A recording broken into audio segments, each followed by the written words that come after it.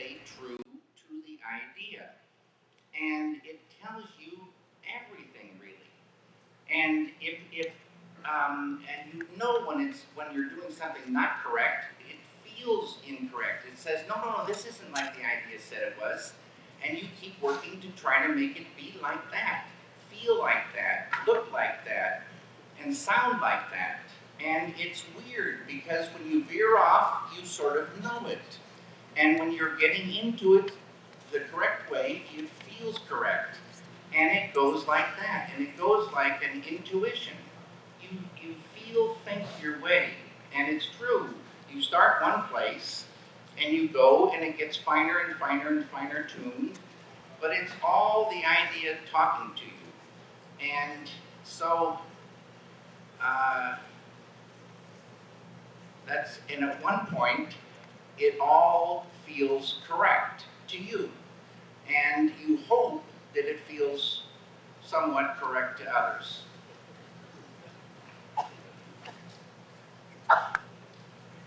Hi, David. Hey, George. Good. Good. I was wondering, I read somewhere that while you were working on Inland Empire, you were so impressed with working on HD that you never wanted to go back to shooting on film. So I was wondering what difference the technology has made in the way that you actually made your film. I don't even work in HD, George. I'm working in DV with a Sony PD-150. Really? Which is a lower quality than HD. And I love this lower quality. And I love the small cameras. Once I started, I have a website and I started doing small experiments for the site with the Sony PD-150. And I started working with these small cameras thinking they're just like little toys and they're kind of not so good. But I start realizing that it's very, very good, for me anyway. 40-minute takes, automatic focus, lightweight, shoot it into the computer and go to work on this.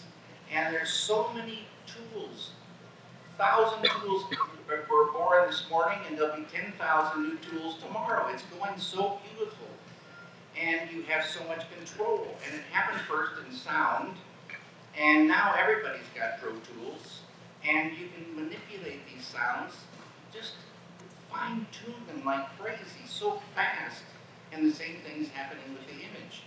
So and then once you start working in that world of DV with small, lightweight, equipment, and automatic focus, it's thinking back on film, these cameras, these 35mm film cameras are huge, and they weigh tons, and you've got to move them around, and there's so many things that have to be done, and it's so slow, and it kills a lot of things that could have happened, in my mind. So it's way more fluid, and you can think on your feet and catch things, and for actors, to get down into a character in the middle of a scene and then suddenly have to stop to reload after 10 minutes. A lot of times this breaks the thing. And now you're rolling along, you've got 40 minutes down in there. And you can start talking to the actors and you can not let it stop, but just kind of get in and push it. And I think a lot of things can happen that way with these longer takes. Hi, Mr. Lynch. Thanks for coming. I'm kind of wondering, what was it about film that drew you to that art form as opposed to something else, painting or writing or music? Or perhaps you are also a musician as well? No, I was a painter. And I wanted to be a painter, and I painted. And I went to art school. And I had no interest in film. I mean, I would go to a film sometimes, but I just wanted to be a painter. And maybe some of you have heard this, but I was in a studio, and in my little cubicle, I had a studio at my house also, but I would paint sometimes in this big room in Pennsylvania, Philadelphia. I was doing a painting of a garden at night. So the most of the painting was black, and there was some little green, things. And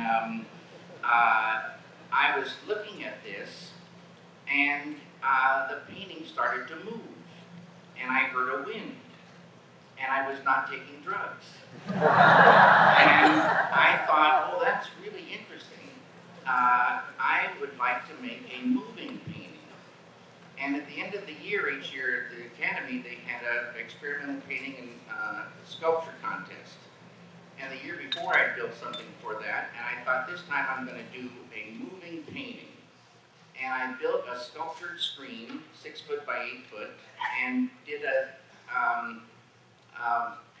really pretty crudely animated stop motion thing, and projected it on that for this contest. And I thought that was going to be it because this thing cost a fortune. It cost me $200 to make this thing. And I said, I can't afford to go down this road, and that was going to be the end of it. But a older student saw this thing and commissioned me to build one for his home. And that was what started the ball rolling.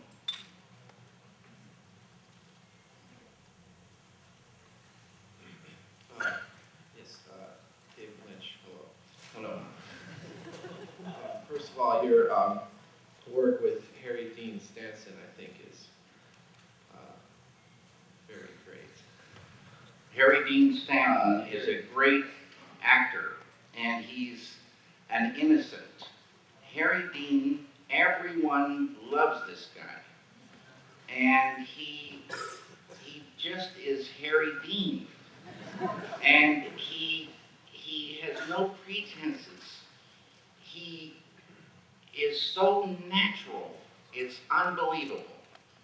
One night in a bar called the Petite Bar, after the Straight Story, we all went there, and Harry Dean, we went off in some little corner of this small place, and Harry started talking about something, and I was with Angelo Badalamenti and a fellow named Pierre. And Harry said something, and we laughed. And then Harry said something else, and we laughed a little bit more. And then Harry said something else, and we laughed even more. And I thought, this can't keep going like this. And there's no way that Harry could go further. But for the next 15 minutes, I've never seen a stand-up comedian come close to approaching what Harry did so naturally. I don't know how he did it. I wish it was recorded.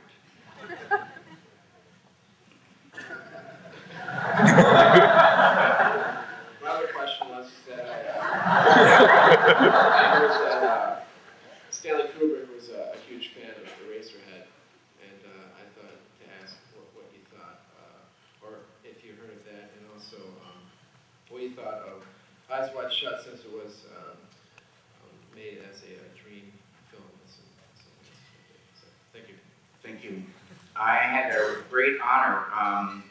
Stanley Kubrick's one of my all-time favorite filmmakers, and I'm sure many of yours too. So I was working on The Elephant Man, and I was in a place in Wembley, Lee International Film Studios, in a hallway, and the producer of The Elephant Man, one of them, Jonathan Sanger, brought up some guys that had worked with George Lucas. They were looking out in Elstree Studios for something, and they had flown over from the States, and Jonathan brought these guys from Lucasfilms over to me and said, they got a story for you. And I said, okay.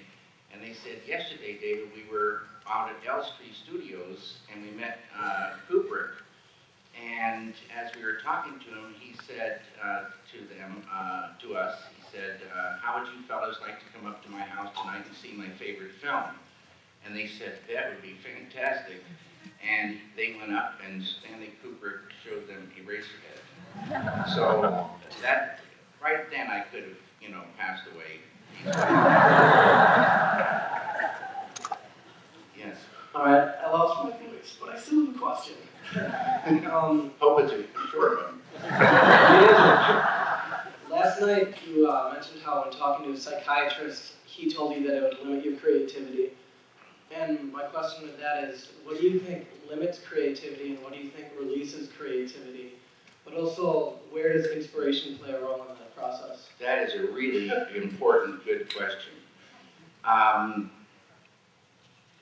What I feel is there's Maharishi Mahesh Yogi talks about an ocean of consciousness and creativity and intelligence within every human being.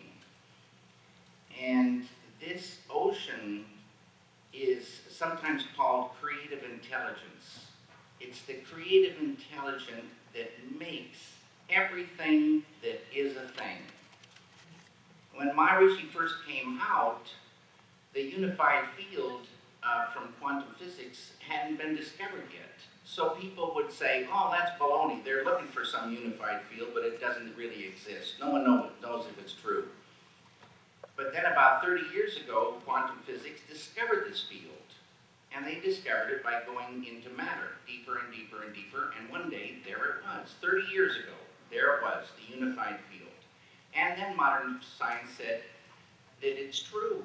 Every single thing that is a thing emerges from this field. And it's got to be pure creativity.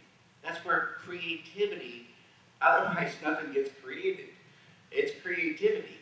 And it's got to be pretty intelligent. And it's pure consciousness. This thing about consciousness is so beautiful. And you can dive in there and get wet with that. And the experience of transcending and experiencing this pure consciousness is what enlightens it. So it grows in the person.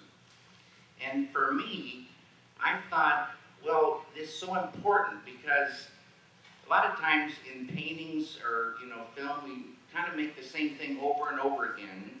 We don't grow so fast. If we could get down in there and accelerate that evolution by experiencing that, then maybe you could really do something.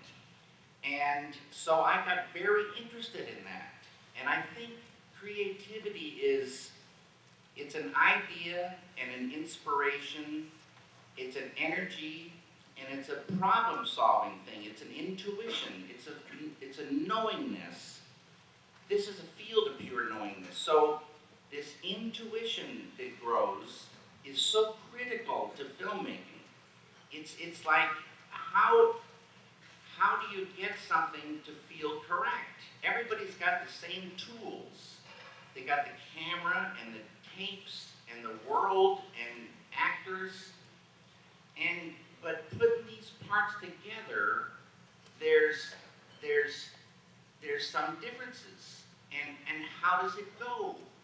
And the only thing I can say is that the more of this you have, the smoother it goes, the more enjoyment there is in it, and those solutions kind of come.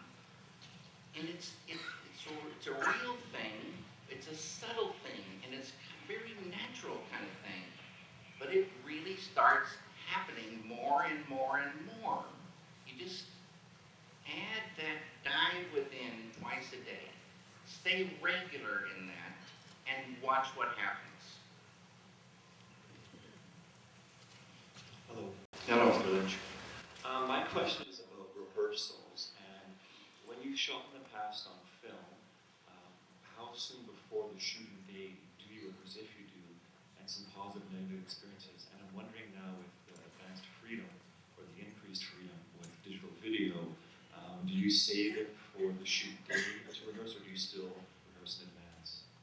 Rehearsal is very important. And in a way, people say rehearsal, they usually talking only about actors, but there's a rehearsal that goes on with all the people of the crew in every department. It's sort of a rehearsal. And the idea of a rehearsal is to get everybody to come together and go down the same track. And that same track is the track indicated by the ideas. So for instance, sometimes I think I've rehearsed way in advance and take a few scenes that maybe that most indicate the character and start rehearsing there. And it's always the same kind of process. You start rehearsing, and it doesn't matter how far away they are. Just start rehearsing. And then you say, oh my goodness, we're very far away. You say that internally. And then you start talking, and then rehearse, and talk and rehearse. And it starts getting closer and closer and closer. And you don't even have to be good with words. It's a thing. You start talking in strange words or moving your hands. It's an abstract sort of thing.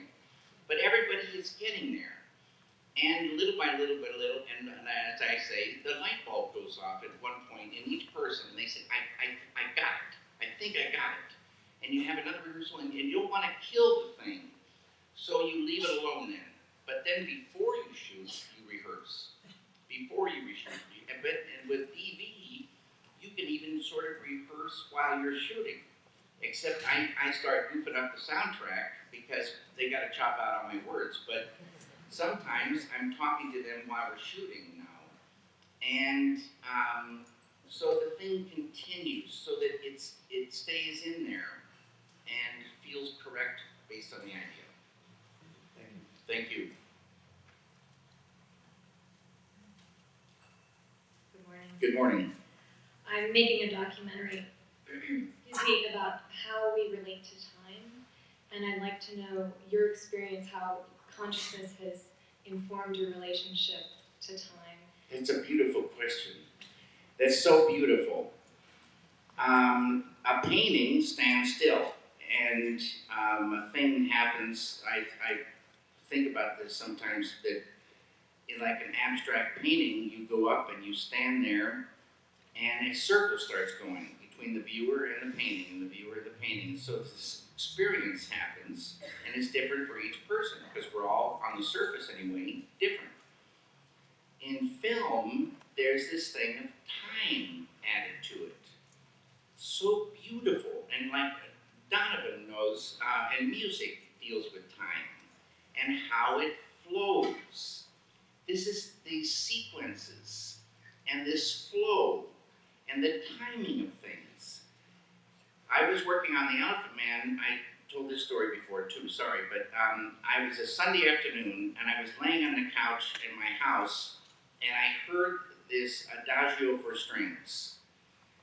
And I don't know if I'd heard it before, but I heard it then, and it washed over me, and I almost, it was just so unbelievably beautiful and so perfect for the ending of this film.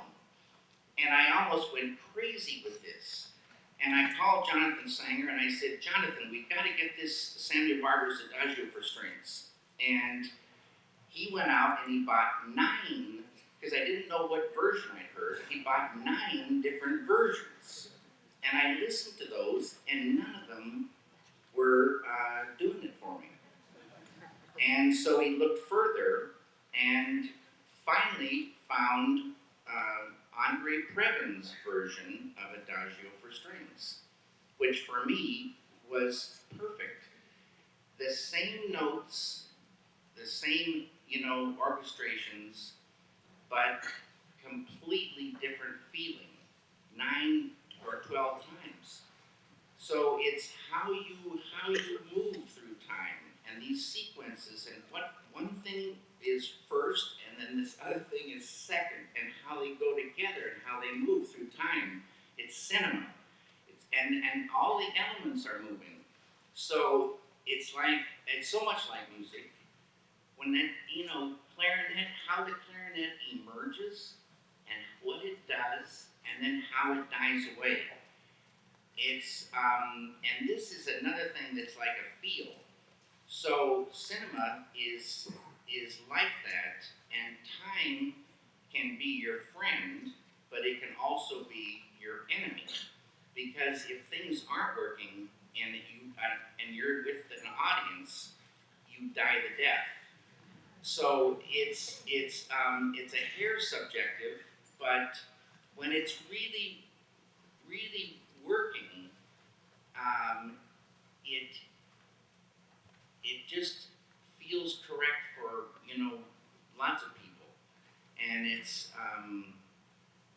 but it's an abstract. It's so much of this is intuition, and intuition, I've been told, is emotion and intellect going together. And this is a tool, and I'm telling you, I think this tool can be sharpened and expanded by diving into the self and expand and just it's there, it's us, and it can be brought out, and it can be brought out not just in a little way, but this ocean that's within all of us is unbounded.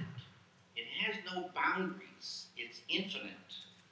And like I say, you could walk in one direction forever and not get to the end of it. And it's eternal. And we're right in the middle of it right now. But we just need to unfold it. It can be enlivened. And then things just go so much smoother. And you're gonna get this knowingness. And I'm not enlightened, but I'm more enlightened than I was. And the side effect of this expansion of this consciousness is negative things start going away. And that is money in the bank. And someone asked me, how come you got all these films are so dark, and there's so much violence, there's so much this. And I was thinking about this. I fall in love with certain ideas. I am where I am. But I know that you don't have to suffer to show suffering. You don't have to die to show a death scene. The actor doesn't have to remember dying before. You can know things and you can understand things. And this ocean of consciousness is understanding. And when you catch an idea and you can understand more and more of it, this is something that you've got to do. Understanding grows, awareness grows. And so the filmmaker doesn't have to be suffering to show suffering. Stories are always going to have conflict. And they're going to have highs and lows and goods and bads and all this conflict. But you're back here as the orchestrator of it, and you don't have to be suffering to show suffering. And it goes like that. Could you also talk about your personal relationship to time and how that's changed as you become more conscious?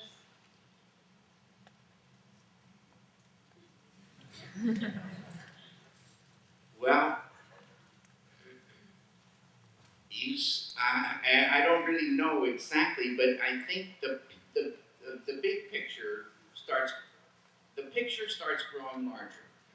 So, and you get this feeling where you can say, like the new expression, no worries. No worries. We're all on a beautiful trip, and this thing of bliss, when it starts growing, there's just no worries. And as I say, life becomes more like a game. And but time is very, very big.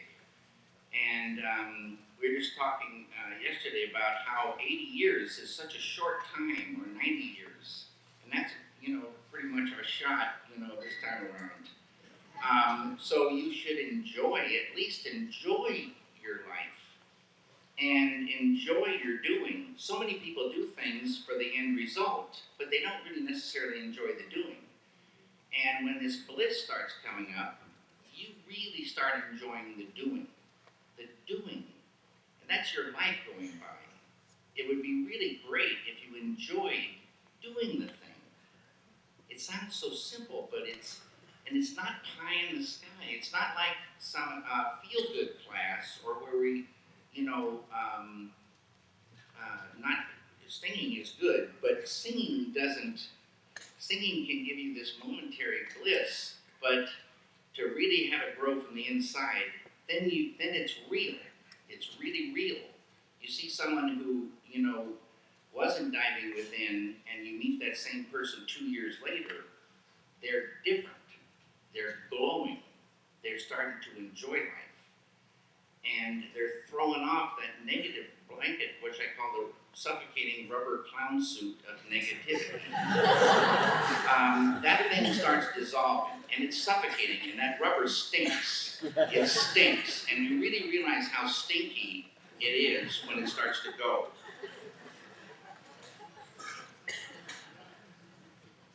Hello, Mr. Lynch. Hello. I remember when I was about 8 years old that you came to my hometown in Colton, California to film the shootout scene in Down to Art.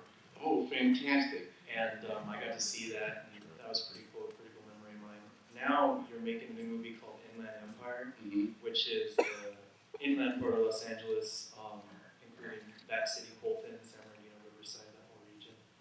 And being a native, I was just wondering, ever since I heard the title of the movie, I was curious, is there something interesting you find about that region, or is it just kind of an interest in Los Angeles in general and the whole different regions it has? I love Los Angeles, and a lot of people go to Los Angeles, and I've said this before too, sorry, they see just a huge sprawl of sameness. But when, you know, maybe it's the truth for every place, when you're there for a while, you realize that each section has its own mood. And it's so beautiful, Los Angeles. And as I always say, the golden age of cinema is still alive there in this smell of jasmine at night and, you know, this beautiful weather. And the light of Los Angeles for me is so beautiful and so inspiring and energizing. And it was the light that brought everybody there to make films in the early days. So it's a beautiful place. But I was talking to Laura Dern, and her now husband, Ben Harper, is from the Inland Empire. And we were talking along, and I think I don't know when it popped up, but I said, that is the title of this, you know, film, which I knew nothing about at the time. And I still don't know a whole lot about it. But I wanted to call it Inland Empire, and my parents have a log cabin up in Montana. And my brother, cleaning up there one day, found a scrapbook behind a dresser. And he sent it to me because it was my little scrapbook from when I was 5 years old, from when I lived in Spokane, Washington. And so I opened up the scrapbook, and the first picture in the scrapbook is an aerial view of Spokane, and underneath it says Inland Empire. So I figured I was on the right track, but I guess there's several inland empires. Thank you. Hello, thank you for taking our questions. I noticed that through the span of your film and Twin Peaks, you work with the same people. You've established relationships with actors and with your film composer. Is it important when you have collaborators and when you're assembling a team to have people get the David Lynch aesthetic before you start the rehearsal and the idea development process? Or do you just get people that you respect their work and that they're competent, and then you know that you're, as the orchestrator, the only person that really needs to get the entire idea is you? Does everyone need to get the idea before you begin? They don't have to get the entire idea, but they gotta they gotta get close to the feeling of it. Like, for instance, working with Angelo, and I've said this before also, I sit next to Angelo. I sit as close as I can to him. And I talk to Angelo, and Angelo plays those words on the piano. And right away I say, no, no, no, no, no. And I change my words, and he plays something different. And I change my words, and he plays something different. And I change my words, and then something happens, and I say, Angelo, Angelo, Angelo, you know, and then he's right there, and it just starts flowing out. So Angelo doesn't understand, you know, the idea of the film necessarily, but now he's caught this thing, and that's all he needs. He's going down this certain highway, and it just fleshes out, you know, from there. And it's sort of the same way with the other departments as well. Thank you. Thank you. Hello, Mr. Lynch. Hello. I'm David. You're from Berlin. Yes. Yeah, good to see you. Yeah. Yeah, I want to ask you that something about you, something you said before, and you told us when you were visiting the Film Academy in Berlin, and you said that you get rid of your aggressions and your anxiety by meditating. And I wondered if it is not more your filmmaking that is a therapy for your anxieties and your anger. Right. It seemed This is an interesting, very interesting question. There's, you know, when a person is depressed, and I've heard this, I don't really know, I know some people that have suffered depression, but pretty much everybody says the same thing. When you're really depressed, and your friends come by, and they try to cheer you up, you know your friends are there. You know that your friends are there, and you know why your friends are there, but it doesn't do one bit of good. Not one bit of good. Maybe a grain of good. But it's an intellectual thing. It's the depression doesn't go away. And you can make all the films you want, and anger and sorrow and hate and fear, they're not going to go away. And people can see those films, and they can go into those worlds, and they can experience things, and it won't change anything. It won't change anything. They'll remember it, they love them, you know, just like, you know, but they won't change anything. And there's so many people working to change this world, and it just stays, it maybe even doesn't even stay the same. It's getting, you know, crazier, worse in many cases. And, you know, and the change occurs. It's, you know, that is a thing that is hard to believe. A real change can occur, but a real change can only occur by experiencing that deepest level of life. And that's it.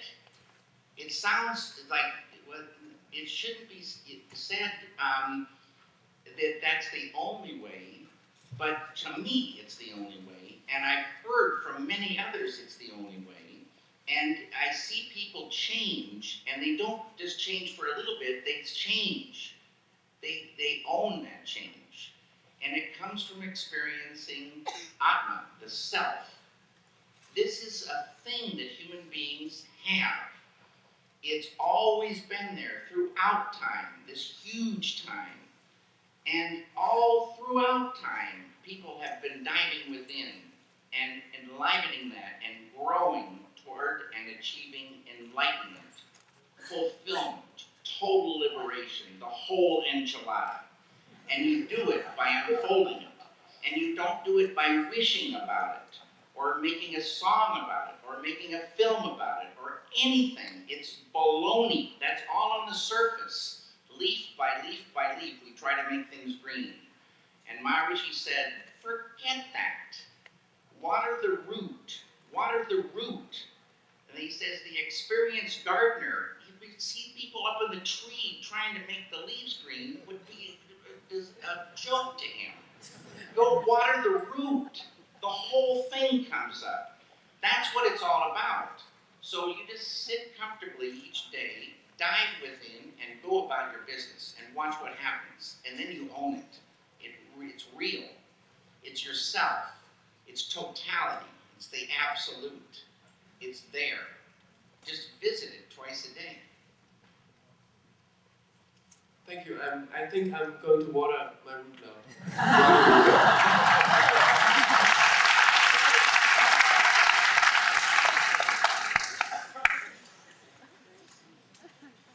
Hello, Dan. How you doing? I'm great. Thanks for doing this. This is wonderful. Thank you very much. And I just want to say thank you because I'm madly in love with someone. The reason for that is a common love of your movies. That's what kind of got us together. And she's my whole wide heart. I just want to say that. Beautiful. And that being said, you mentioned last night talking about the bliss of an idea and falling in love with an idea. And do you have any advice for keeping that true when there's corporations and money involved and other people's money? You've got to pay that back and honor their investment. But the idea might not be what they want to buy. That's right. Okay. I came from painting, and a painter has none of those worries. A painter paints a painting. No one comes in. Nobody comes in and says, you got to change that blue. And it's a joke to think that a film is going to mean anything if somebody else fiddles with it. If they give you the right to make the film, they owe you the right to make it the way you think it should be. The filmmaker decides on every single element, every single word, every single sound, every single thing going down that highway through time. Otherwise, it won't hold together. The film may suck, but at least this person, made it suck.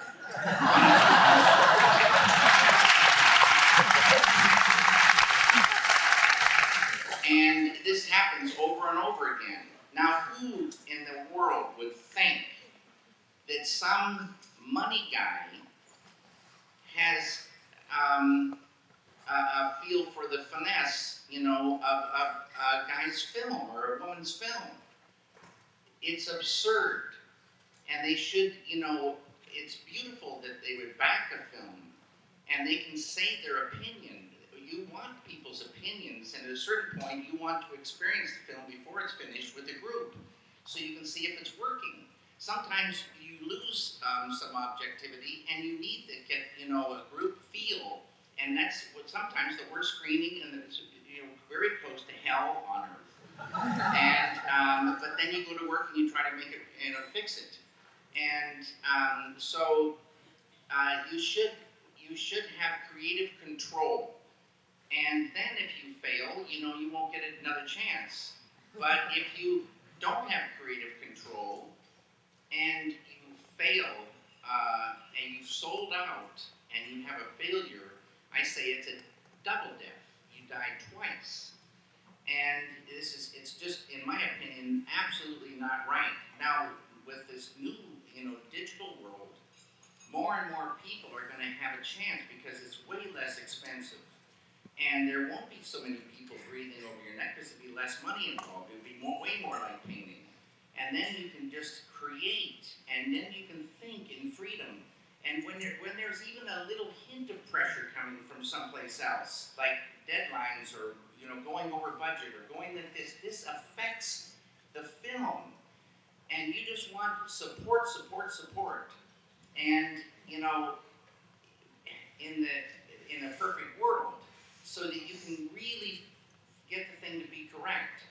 Now, this doesn't happen these days. So support.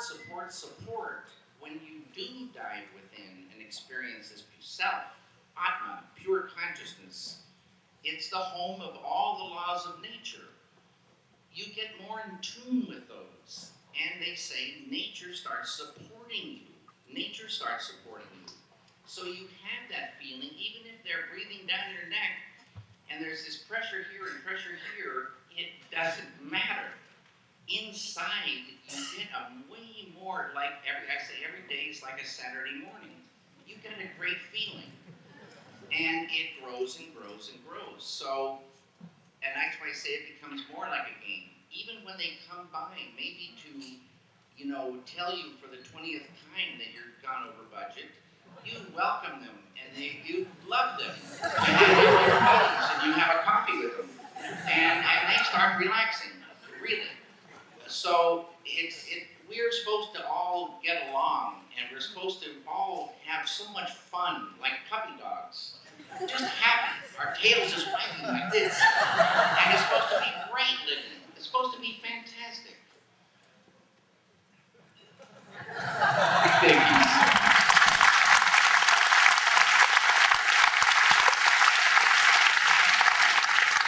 Hi Dave, I'm Dan Gordon. How you doing, Dan? Good. I've got two questions about Twin Peaks.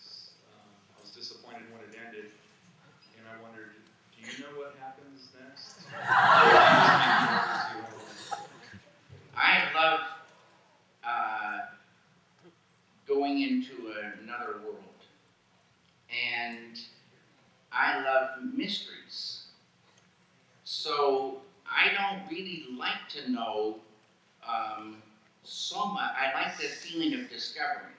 And I think that's one of the things about a continuing story, that you can go in and go deeper and deeper and deeper, and you kind of feel the mystery, and things start coming. So I just would tell you, I don't know what happens.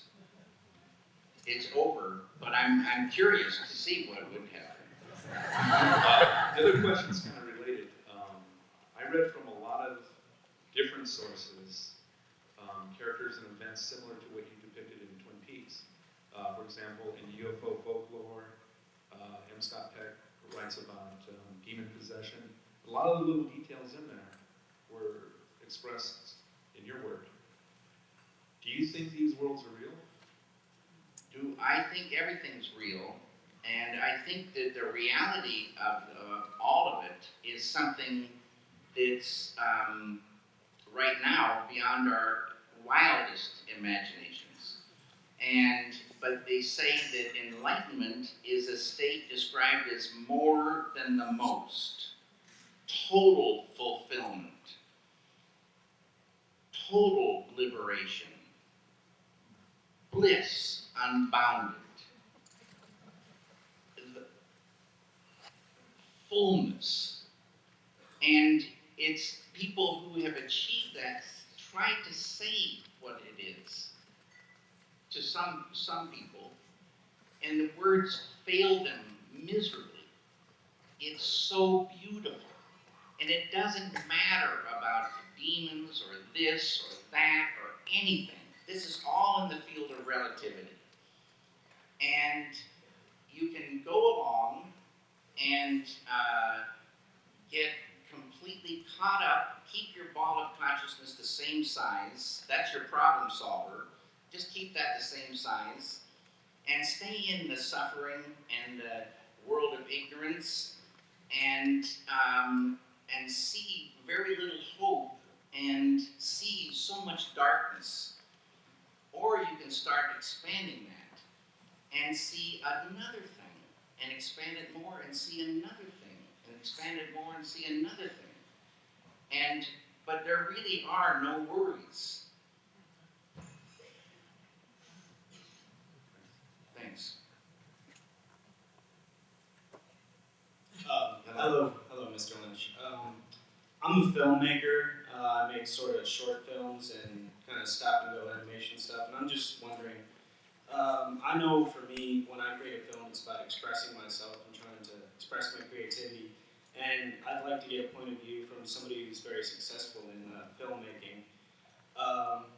Why is filmmaking your best way of expressing yourself? What do you get out of making a film? Oh, that's because cinema, I call it cinema, is a language, and it can say things. Because I'm not so good with words. Some people are poets and have a beautiful way of saying things with words.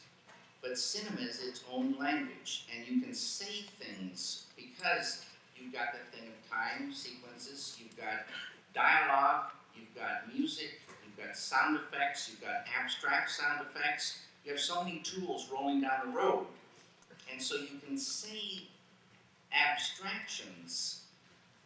You can make a feeling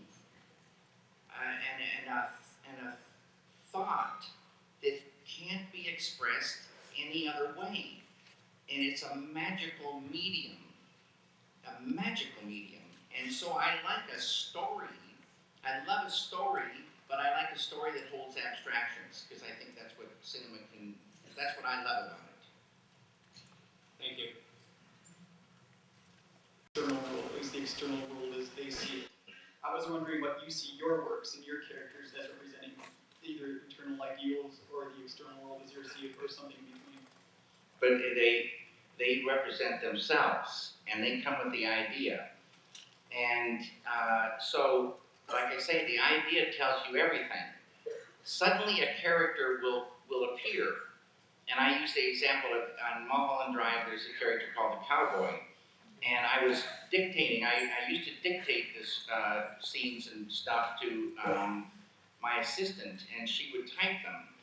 And I was talking, and then all of a sudden I started talking like this cowboy, and there the guy just appeared, and he's his own person. And it's dangerous to, I think anyway, to say that a woman in a film represents all women, or a man in a film represents all men. Some critics, they love this kind of generalizations. It's that particular character in this particular story going down that particular road, and it makes a world, and makes a world sometimes that we like to go into and experience. Thank you. Thanks. Hi. I'm having some difficulty, I guess, reconciling what I see to be a kind of disconnect between the discussion of the creative process and the role of the inner self as part of that development, and what I see in the work itself as an emphasis on the earthly, the bodily, the corporeal.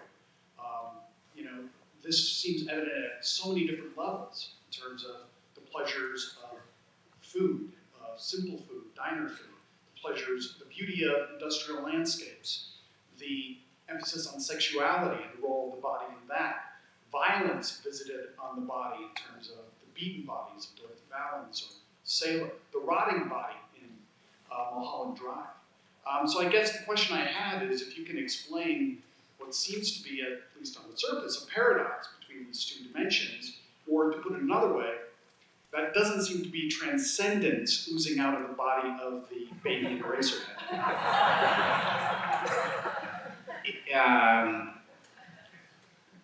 There's all kinds of things in life. And what I was saying earlier, you don't have to suffer to show suffering. You can tell a story, any kind of story, and fall in love with I don't necessarily love rotting bodies, but there's a texture to a rotting body that is unbelievable. And if you ever see a little rotted animal, many people, run away. I love looking at those things just as much as I like to look at a close-up of some tree bark, or some small bug, or a cup of coffee, or a piece of pie. You get in close, the textures are unbelievable. All this stuff we have, and they're all falling to part of the story. And there are, many, many, many dark things flowing around in this world now, and most films reflect the world in which we live. Stories grow out of that. And stories that can be told in cinema. And it's so beautiful. Now, if I told you I was enlightened, and this is enlightened, filmmaking, that would be another story.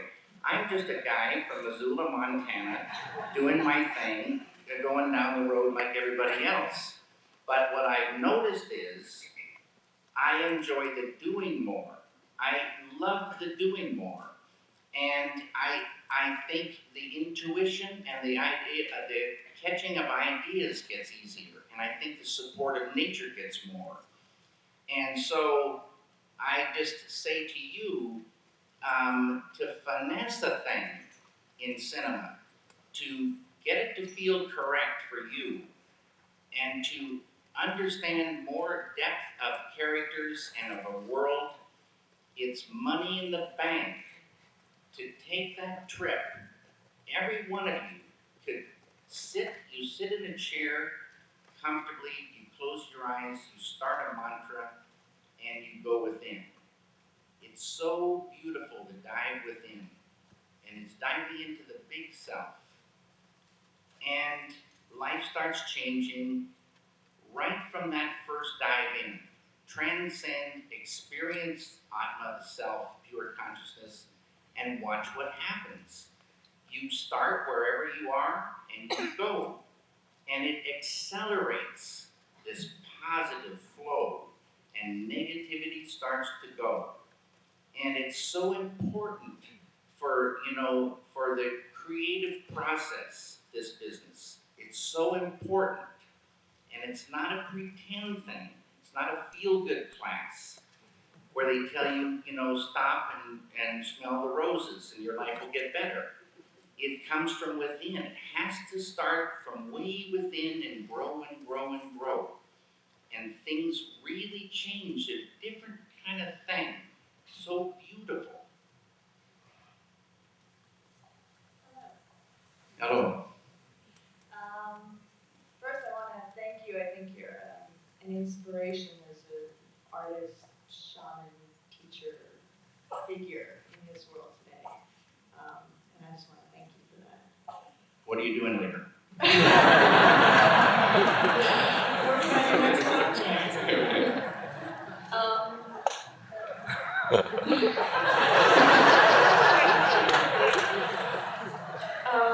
What I'm so amazed is that you can make such an ethereal creation, but make it so tight. With it's about an ocean of consciousness, but it's sewn in a really deliberate way. And the more that you talk about your process with everyone here, it sounds like a really organic experiment with your cast and crew and everyone. And what I'm wondering is how you keep everyone focused, you keep everyone in good faith that although you may not know the answers to what happens to Laura Palmer, or that together it's a process of discovering it together. I want to know. Focus. There's an expression, where the attention is, that becomes lively. And so, when you focus on a thing, it's almost like you started, moving and vibrating. And this is also something that grows, the ability to focus in on a thing. And since bliss grows, we're like light bulbs. If inside this bliss starts growing, it's like a light. It affects the environment. And it should be a happy crew going down the road together. And it should be an ability to focus on things, one thing at a time, really focus. And not have a million different things, distracting you, but the ability to let them all go, but focus on this. And this is the thing I think that grows as well. And what was it? How do you keep everyone focused? But that's what I just saying. You just focus. You focus. This is what we're going to do today, and this is where we are, and this is what we, want to accomplish if we start going to work.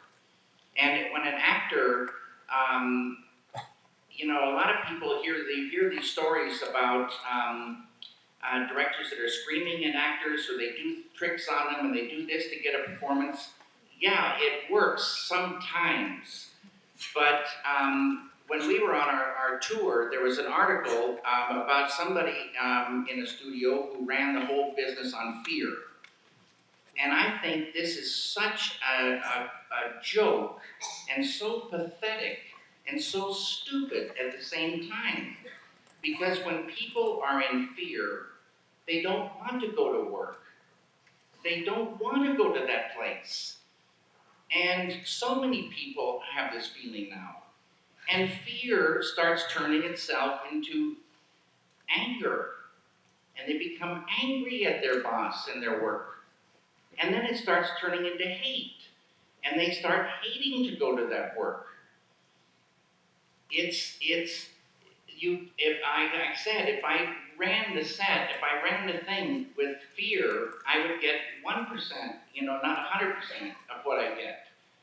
And there would be no fun going down the road together. And if people, introduced a technique where the whole business could dive within, start expanding bliss, intelligence, energy, consciousness, love, knowledge, all this is coming up. These people would work overtime for free for this person. And they would be way more creative. And the company would just leap forward.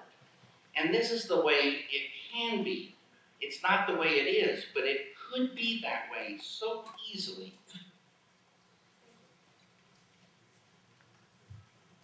We just have one question, and we'll continue at 1:30. Okay, but there's one question that was phoned in, which was from the University of Tulsa. So you at the University of Tulsa, here's your question. How closely do your screenplays reflect the actual finished film? Perfectly. No, that's not true. But you try to get the idea, if you're being true to the idea, let's put it this way, sometimes I've gone into a set that was built based on the idea, and for a moment or something, I think I'm right in that idea. It's so fantastic. But a lot of times you don't build a set, you find a location that best feels correct based on that idea. And that also, the location can be changed in many ways. The props, the things can be changed in many ways. And the light plays such a huge role in this. You just keep working and working until the thing feels correct based on the idea.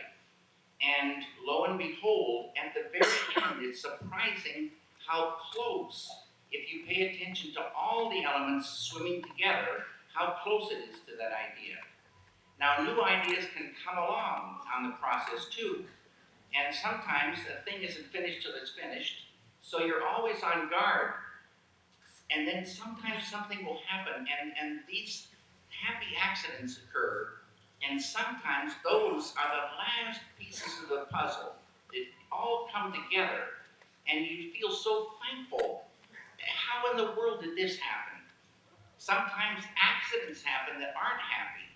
And then but you have to work with that as well, and throw out this thing, and throw out this thing, and throw out this thing. But, if you pay attention to that original idea, stay true to that, it's surprising how, at the end, it is honest, it's true to that idea.